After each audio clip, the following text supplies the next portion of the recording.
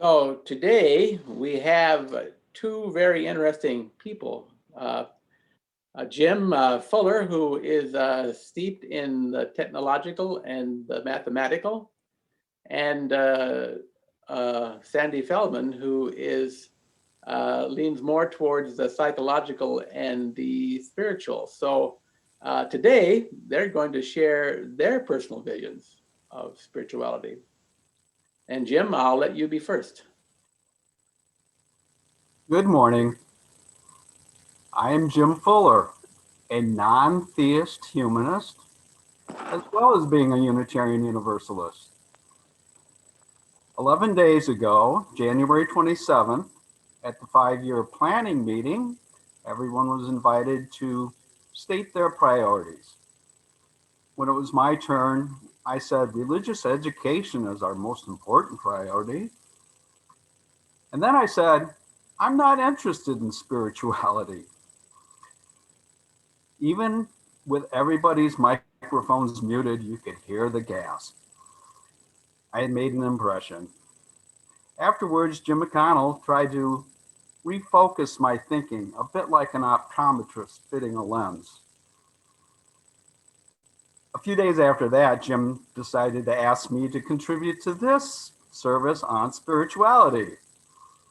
That was a very, very you thing for Jim to do. Now, Jim has known that I'm reluctant to save spirituality for a long time. I met Jim at Lakeland Hospital 12 years ago. He was with Beth Lefevre, his dear friend, and she was the current minister at Buff at that time, and she was providing pastoral care to my father. Jim was brand new to Buff. Well, Beth got me in the hallway, and she started working me over, evangelizing. Now, Beth is a wonderful woman, passionate, strong. Why don't you come to service? This community would be good for you.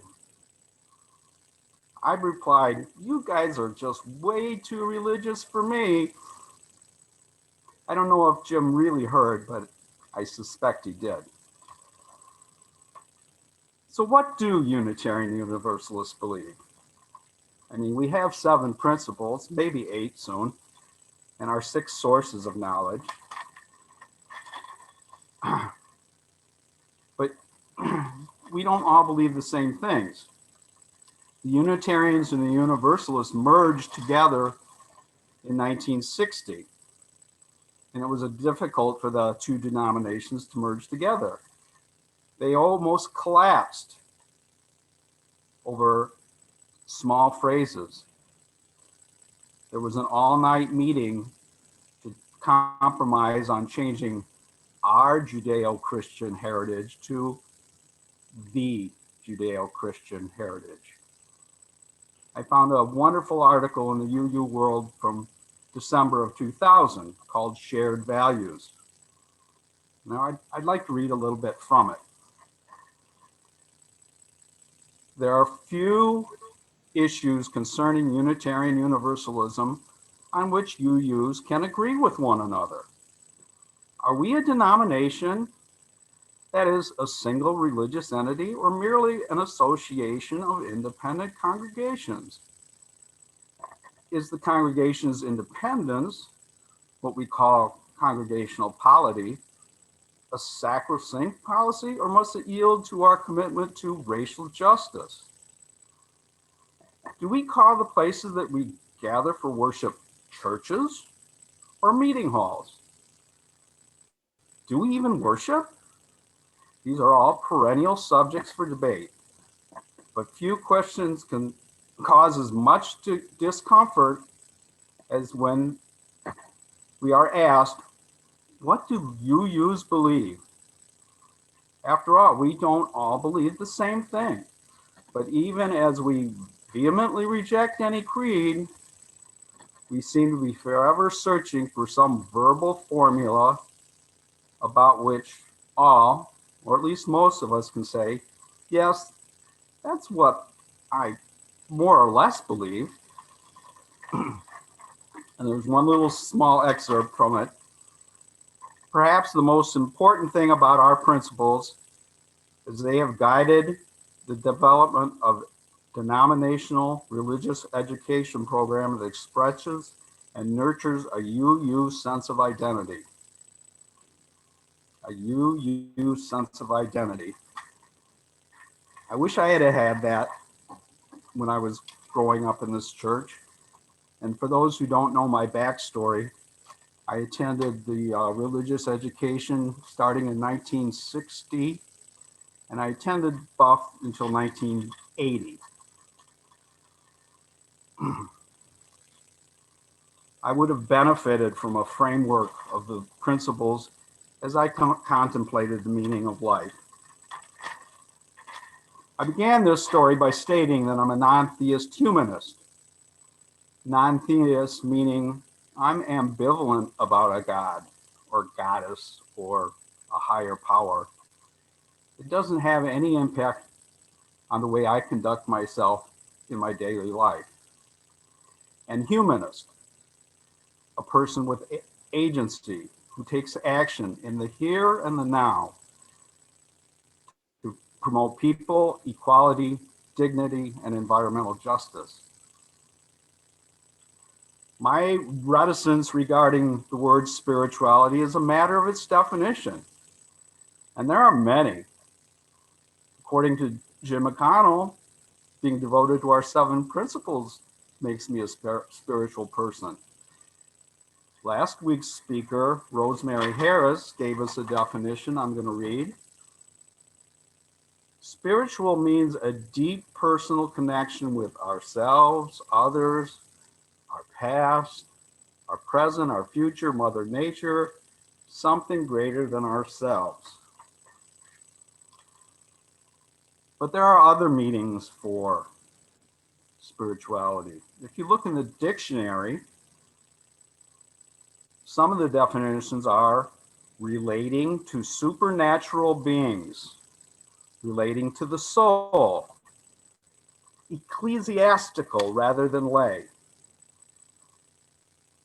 One thesaurus says religious is a synonym for spiritual. Yet there's a common phrase, I'm spiritual, but I'm not religious. Words have meanings, but words' meanings change.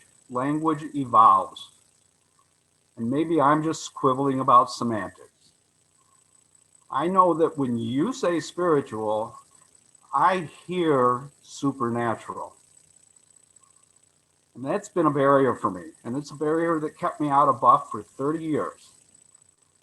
So next time you say spiritual, I will try to pause and breathe and relax and try to understand your intent.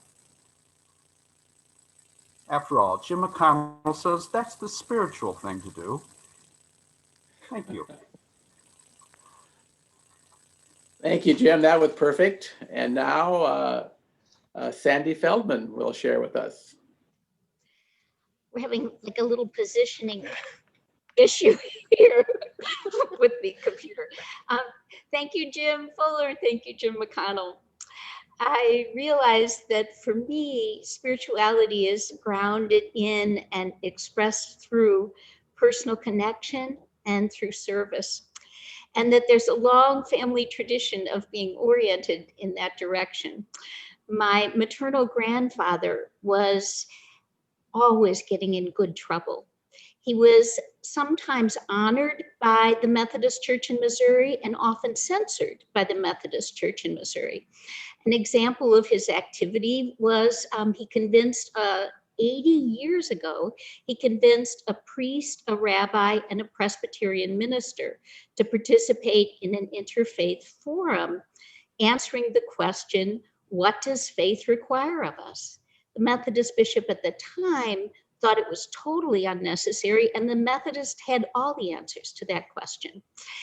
My mother followed in her father's footsteps, and rather than South St. Louis, where I was born and raised, being divided in black and white sections according to a river, it was divided by a series of large parks. So my family went to Lafayette Park Methodist Church on one side of the park, and there was a big black church on the other side of the park. My mother decided to walk across the park and make friends with the Sunday school teacher that taught kindergarten class there, because she taught the kindergarten class at Lafayette Park. They became fast friends, and they arranged for Sunday school classes to begin originally in the middle of the park, and then alternated between bringing the children from the black church into the white church, and the next week from the white church into the black church. The board was not pleased, but it was a fait accompli by the time they knew about it. She was from the philosophy, better to apologize than ask permission. So we've continued in that fine tradition. I studied comparative religion in college, and I found a home with Martin Buber. When I read Martin Buber and I heard him talk about the I-thou relationship, that was a kind of spirituality that made sense to me. You know, Buber said the closest we can come to understanding the divine is in that connection that we have with another human being that feels as if there's more than the two of us in the room. And so many of us have been blessed to have connections that almost feel transcendent, when we feel uplifted by the sacred we see and value and experience in another person. So that way of thinking about the world and that way of embracing a spiritual part was really important for me then, and dovetailed into my involvement in the civil rights movement. Two of my heroes in the civil rights movement were Abraham Joshua Heschel and Dr. Martin Luther King. And I've only learned recently about the depth of their friendship in a soon-to-be documentary. I'll let you know about the life of Heschel. And it seems that he and Dr. King were not only allies, but they were dear friends who read scripture together and debated about what God would want us to do with our lives. They believed in Buber's I-thou concept, and that living a spiritual life really requires us to recognize the value in the other and to experience the other as thou, a sacred, valuable part of our world. They speculated that prejudice, discrimination, slavery, and genocide occur when we strip the humanity from thou, when we take away those valuable aspects of that other human being, those life-enhancing, life-enriching aspects of another human being, and thou becomes it. And when another person is it, there's no call for empathy, and there's no reason to take their needs into consideration, and they can be exploited, used, and abused, and even done away with. So that was part of the fuel for their fire in that civil rights movement, to help us all recognize the sacredness of the I-thou relationship and the need not to devalue and strip away the humanity of the other. When we first, they believed that spirituality rested in action, not in words, not in regulations. Buber didn't believe that God was primarily concerned with whether or not we ate pork. And Martin Luther King wasn't worried about how you dressed for Sunday services. They agreed that spirituality rested in something way more significant than that. It's how we're connected to one another and whether or not we're committed to service. When we first moved to Southwest Michigan 24 years ago, Leary and I fed our souls with music and with walks in Warren Woods and walk along the beach on Lake Michigan. But within the first year here, we gravitated back to the themes of service and personal connection, that was where our spiritual practice lies. And we joined with others to found the Race Relations Council, the All God's Children Community Choir, and Calling All Colors Diversity Education Program for the schools. We joined Charles and Dorothy Long in PFLAG, and we continued on to serve as facilitators for the Out Center of Southwest Michigan. Much of our spiritual practice is channeled into these efforts.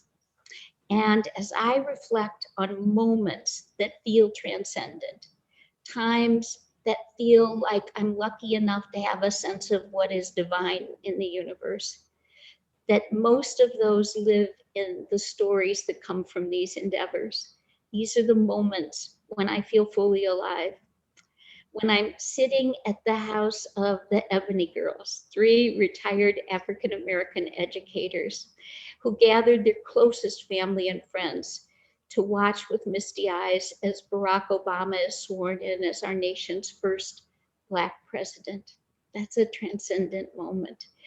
When I'm gathering the children in Calling All Colors for the concluding circle, and I asked the 3rd graders, was this just what you imagined, being with children from the other side of the river?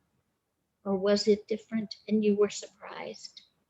And a Benton Harbor boy looked at his buddy for the afternoon and he said, I was so surprised.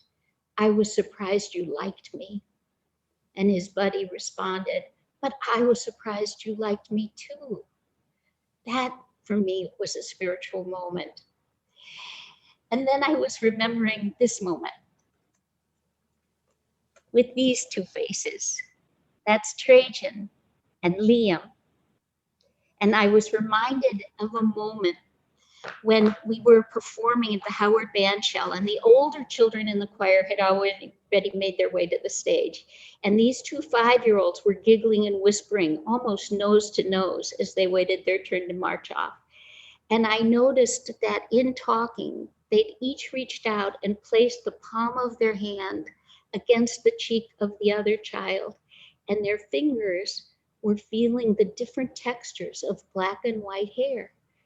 They were totally not self-conscious. They were totally at ease.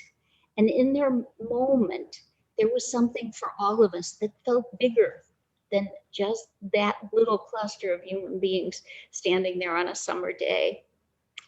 And just this past Wednesday, on our Zoom workshop for the Out Center, a workshop on intersectionality, we heard a painful story from a brave young African American lesbian about her search to belong. Where do I belong? Where can I find a church family that believes that it's okay to be Black and it's okay to be gay? And within that panel, we were able to see her and hear her and be tearful with her and open our arms and say, you belong here, and you belong there, and you belong everywhere. So those are the moments when my heart and soul feel full, moments that feel born out of spiritual practice. And I am so grateful, and they bring me peace. Amen, and thank you. That was, we're very grateful for you, Sandy, and that lovely message. So thank you again, Jim and Sandy, for your lovely contributions today.